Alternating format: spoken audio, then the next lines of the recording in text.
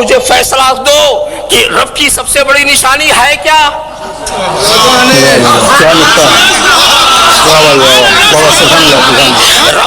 رب کی سب سے بڑی نشانی کیا ہے؟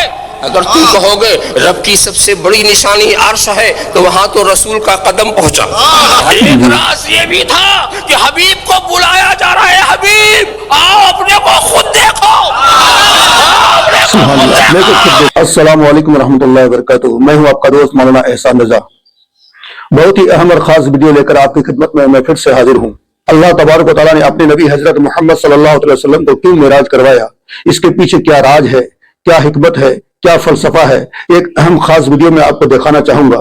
حضور سید مدنی میاں صاحب قبلہ کیا نقطہ بیان کرتے ہیں، کیا فلسفہ بیان کرتے ہیں، اس کے علاوہ اور بھی چند دیگر علماء کرام کا میں ویڈیو آپ کو دکھاؤں گا۔ پہلے آپ اس ویڈیو کو دیکھیں، اس کے بعد میں چند مزید باتیں آپ کے سامنے کروں گا۔ چلیے ویڈیو دیکھتے ہیں۔ معراج کے سفر کا ایک راز یہ بھی تھا، کہ حبیب کو بلایا جا رہا ہے، حبیب آؤ اپنے کو خود دیکھو۔ تمہارا مقام کیا ہے، تمہارا درجہ کیا ہے؟ صلی اللہ علیہ وسلم۔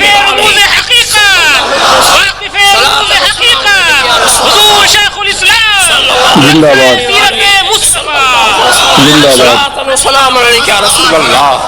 بات زور خطابت کی نہیں ہے، دوست تو کچھ دکھانے کے لیے بلایا، اور دکھانے والے نے جو وہاں پہنچا تو کیا دیکھا؟ لقد رأى من آیات ربہ الکبریٰ، لقد رأى من آیات ربہ الکبریٰ۔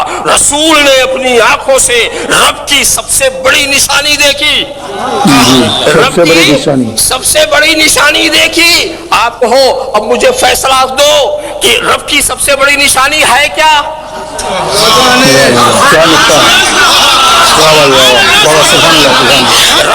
رب کی سب سے بڑی نشانی کیا ہے؟ اگر تم کہو گے رب کی سب سے بڑی نشانی عرش ہے تو وہاں تو رسول کا قدم پہنچا۔ رب سب سے بڑی نشانی پامال نہیں ہو سکتی، وہاں رسول کا قدم پہنچا۔ جنت میں رسول کے ماننے والے تلاش کرو کائنات میں رب کی سب سے بڑی نشانی وہ کون تھی جو وہاں تھی، جو معراج کے رات میں تھی۔ وہاں کچھ نہیں تھا تو بھی نشانی کسے بتاؤ؟ اللہ بقا، اللہ بقا،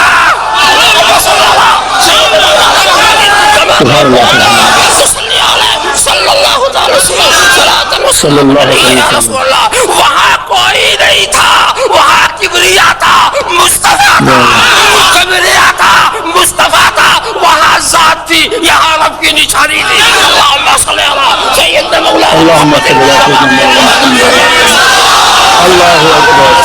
صلاۃ و سلام یا رسول اللہ صلی اللہ علیہ صلی اللہ علیہ وسلم، صلاۃ و سلام علیہ یا رسول اللہ صلی اللہ علیہ صلی اللہ علیہ وسلم، صلاۃ و سلام علیہ یا رسول اللہ۔ تو ایسا چنا بلا کے دکھا دیا، آؤ تم اپنے کو دیکھو۔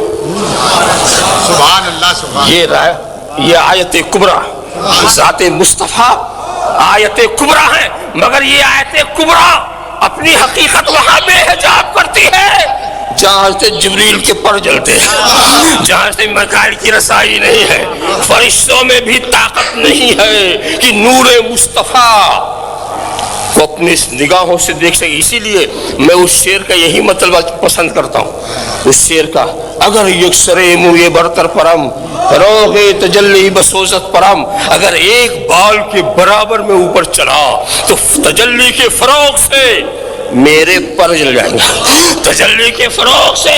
ویسے مکتب میں تو اور بھی معنی سکھائے جاتے ہیں، مگر مجھے جو پسند ہے وہ بتاتا ہوں کہ حضرت جبریل کہنا چاہتے ہیں، اے محبوب جب آپ عالم بشریت سے گزر رہے تھے، لباس بشری آپ پر تھا، میں آپ کے ساتھ ساتھ تھا، اور جب آپ عالم ملکوت سے گزر رہے تھے، ملکوتی حجاب میں تھے، میں آپ کے ساتھ ساتھ تھا، مگر اب آپ کی حقیقت بے حجاب ہونے والی ہے۔ اگر اب میں آپ کے ساتھ چلا تو آپ کی تجلی کے فروغ سے میرے پر جل جائیں گے،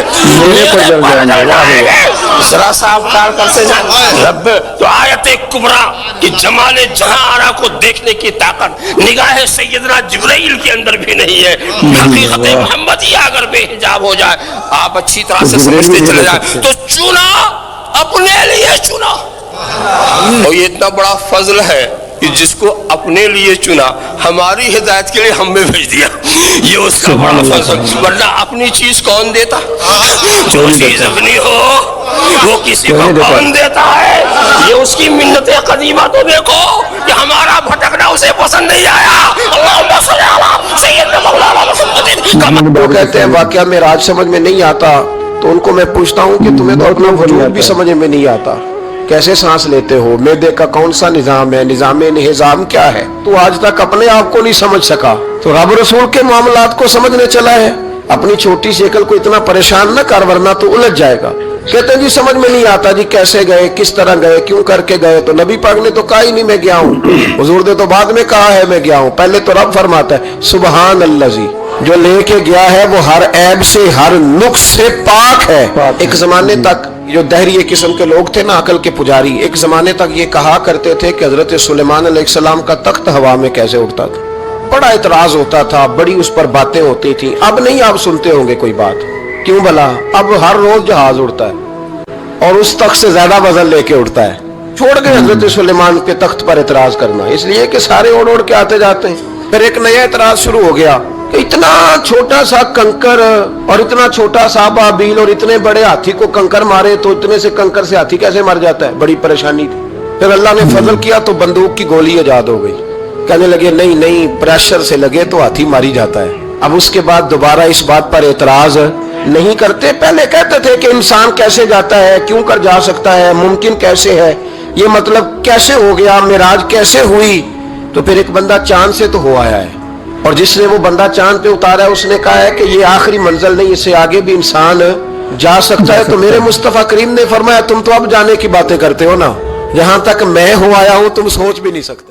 قیامت کا دن ہوگا, عدالت کی کرسی پر خدا وحدہ لا شریک اپنی شان کے مطابق جلوگر ہوگا. موسیٰ کی امت بھی ہوگی, عیسیٰ کی امت بھی ہوگی, داؤد کی امت بھی ہوگی, ایوب کی امت بھی ہوگی, یوسف کی امت بھی ہوگی, ذوالقرنین کی امت بھی ہوگی. اللہ اکبر. گویا کہ سارے انبیاء کرام کی امتیں وہاں پر, ذوالکفل کی امت بھی ہوگی, انبیاء کی امتیں موجود ہوگی. حضرت موسیٰ علیہ السلام نفسی نفسی اس لیے کہہ رہے ہیں, اس لیے کہ آج کے جج کا فیصلہ, آج کے جج کا فیصلہ میری امت کے بارے میں کیا ہوتا ہے یہ اس کی اپنی مرضی پر ہے. لیکن اللہ اکبر, قیامت کے دن حضور کی زبان پر نفسی نفسی نہیں ہوگا, اس لیے کہ قدرت کا محبوب فیصلہ تو قیامت میں نے کرنا ہے اور تو نے وکالت کرنا ہے. معراج کی شب آجا, بیٹھ کر کے بات کر لے تاکہ تیری امت کے بارے میں فیصلہ کیا کرنا ہے. دور مصطفیٰ کا انسان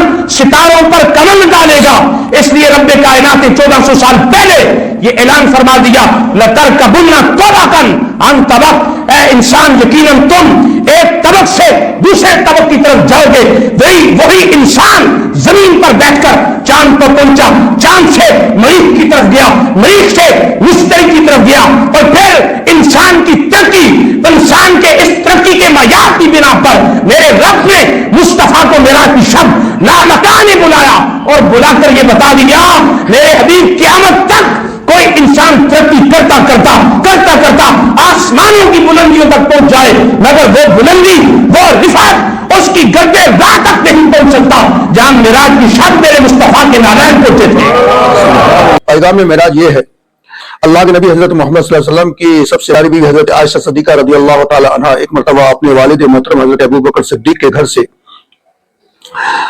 نبی اکرم صلی اللہ علیہ وسلم کے گھر تشریف لا رہی تھی. تو ابوبکر صدیق نے کہا کہ بیٹی جا تو رہی ہو, لیکن جا کر کے اللہ کے نبی صلی اللہ علیہ وسلم سے ایک بات پوچھنا کہ اللہ تبارک و تعالیٰ نے جب آپ کو معراج کروایا تو معراج کی رات جو راز و نیاز کی باتیں ہوئی تھی ان میں سے کوئی ایک بات بتا دیجئے, کوئی ایک بات بتا دیجئے. تو یہی سوال آ کر کے جب اللہ کے نبی حضرت محمد صلی اللہ علیہ وسلم کے سامنے حضرت عائشہ نے کیا, حضرت محمد صلی اللہ علیہ وسلم نے فرمایا راز و نیاز کی باتوں میں سے ایک بات یہ بھی ہوئی تھی میرے محبوب, جو شخص آپ کی امت میں کسی انسان کا دل جوڑ دے, ٹوٹے ہوئے رشتے کو آپس میں جوڑ دے, تو اللہ تبارک و تعالیٰ اس کو بے حساب جنت میں جگہ عطا فرمائے گا۔